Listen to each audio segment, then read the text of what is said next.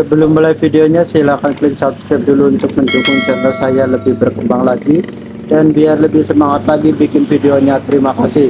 Kali ini saya kedatangan Yamaha Jupiter Z ya, dengan kendala ban belakangnya kempes atau bocor. Langsung saja kita eksekusi ya. Pertama kita biasa lepaskan dulu bagian tutup spentinya, sekalian juga lepaskan bagian mur 12 nya ya, yang ada di bagian dop. Kemudian lanjut kita tekan-tekan dulu bagian ban luarnya sebelum kita lepaskan atau kita cukit ya. Karena ini banyak lumayan mudah, kita cukup pakai 2 cukitan saja ya.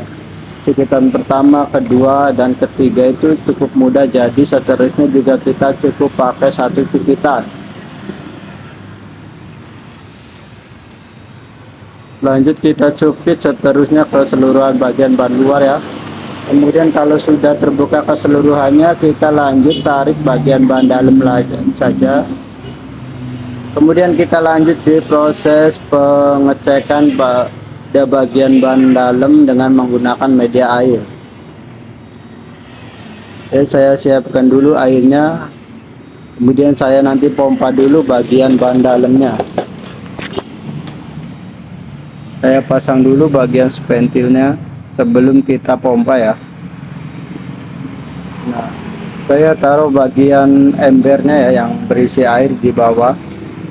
Kemudian saya pompa biar ada tekanan airnya. Lalu kemudian kita cek secara memutar ya. Untuk tanda yang ada ban bocor, biasanya itu pada bagian airnya itu menimbulkan gelembung udara ya. Oke, saya cek secara memutar, terus putar sampai benar-benar ketahuan ada yang bergelembung di airnya ya. Kalau ada gelembung-gelembung di air, itu menandakan adanya angin yang keluar dari ban dalam. Ini saya lakukan 2 kali putaran ya, karena tadi sekali putaran itu belum ditemukan. Nah, ini kelihatan di bagian airnya ini ada riak atau gelembung di bagian air ya.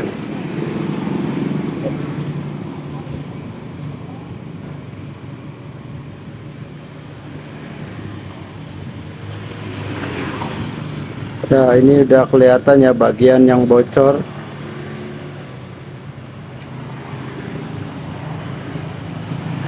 Nah, setelah kelihatan bagian yang bocor, kita tandain dulu pakai bekas pentil atau pakai biting atau paku ya, yang untuk menandai bahwa lubangnya ada berada di situ.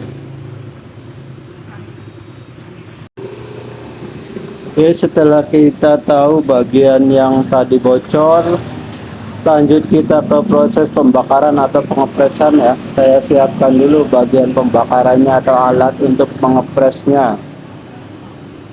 Nah, pada bagian yang ada lubangnya tadi, kita gosok-gosok dulu dengan menggunakan gergaji kecil ya. Boleh menggunakan amplas atau apapun itu ya, yang fungsinya adalah untuk menghaluskan bagian yang dekat lubang pada bagian ban dalam, supaya pada saat menempelkan bagian karet tambal itu bisa menempel dan matang dengan sempurna. Pelan-pelan saja digosoknya, nggak usah terlalu lebar juga, supaya bagian lubangnya itu tidak ikut sobek ya. Oke, kemudian saya siapkan dulu bagian karet tambalnya. Saya gunting sesuai ukuran lubangnya ya, tidak terlalu besar ataupun tidak terlalu kecil juga.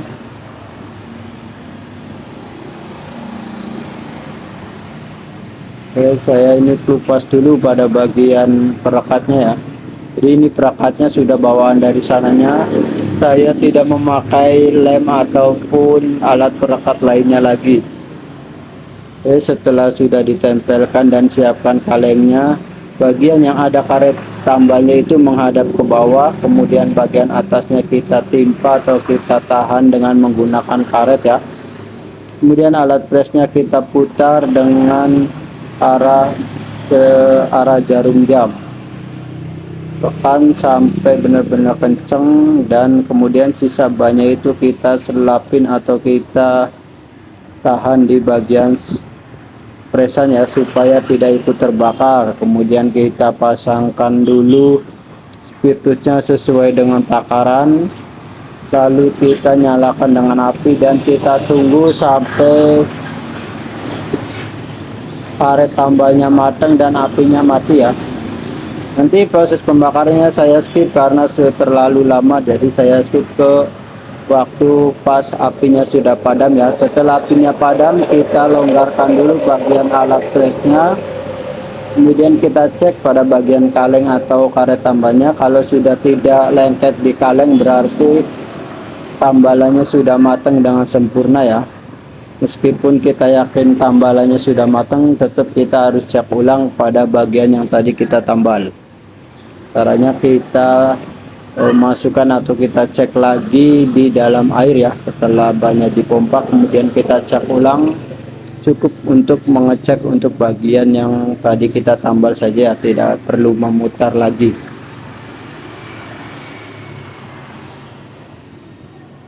Nah, setelah kita cek dan tidak ada gelembung udaranya, berarti tambalannya sudah matang dengan sempurna. Oke, lanjut kita ke proses pemasangan kembali.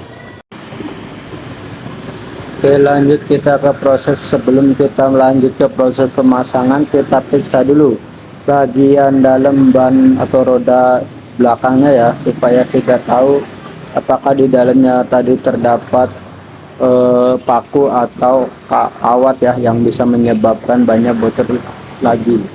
Dan ternyata benar ada kawatnya ya, jadi ada kawat kecil yang menyangkut di bagian ban luarnya ya. Kita coba akalin dulu, kita cabut pakunya. Tadi mau dicabut dari dalam tapi tidak bisa, jadi kita cabut dari luar ya. Kita congkel atau kita korek dulu dengan menggunakan gunting lancip atau tumpul ya. Jadi kita dorong dulu dari dalam biar bagian atau kawatnya itu keluar.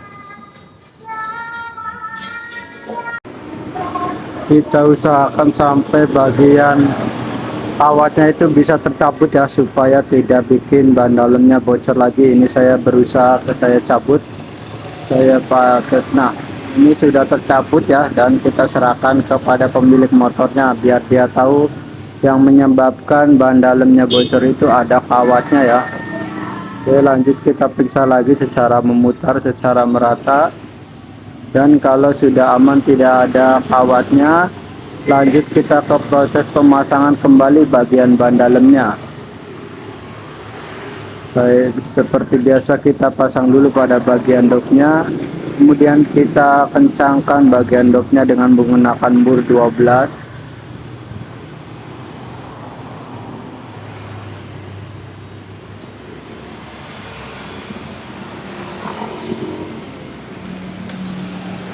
Setelah itu lanjut kita pasang pada bagian ban dalamnya sedikit perlahan demi perlahan. Kalau sudah masuk keseluruhan, lanjut kita tekan atau masukkan dulu sebagian ban luarnya dengan menggunakan tangan ya. Kemudian kita lanjut memasukkan keseluruhan bagian ban luarnya itu dengan menggunakan cukit.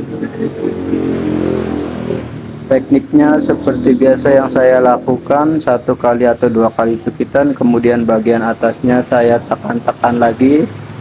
Gunanya adalah untuk memudahkan atau untuk biar ban luarnya itu tidak menempel pada velg ya.